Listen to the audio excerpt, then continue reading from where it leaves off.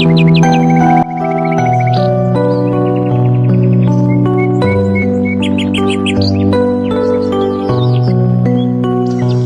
যে শুনছো, আজকে আমার আসতে একটু দেরি হবে। আমি কাশিমপুরের ওই জঙ্গলটাতে যাব। ওখানে কিছু দেখি, কোনো কাজ কাম কিছু পাই কিনা। তুমি আমার ছেলে মেয়েদেরকে দেখে রেখো।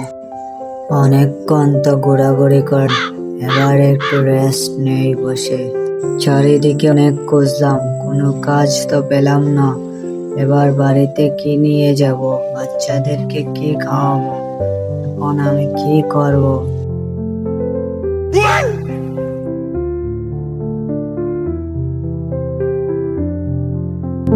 বাবা, তুমি এখানে বসে বসে কি করছো?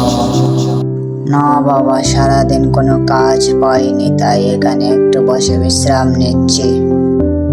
আচ্ছা বাবা, আমি তোমাকে কিছু মন্ত্র পড়ে দিচ্ছি। তুমি এগুলা মন্ত্র অনেক কঠিন, তুমি সহ্য করতে হবে তোমাকে। আর যদি তুমি মন্ত্রর ভুল ব্যবহার করো তাহলে তোমার অনেক বড় ক্ষতি হয়ে যাবে, বুঝতে পারছো? তারপরে সে ভয় পেয়ে তার বাড়ি চলে যায়।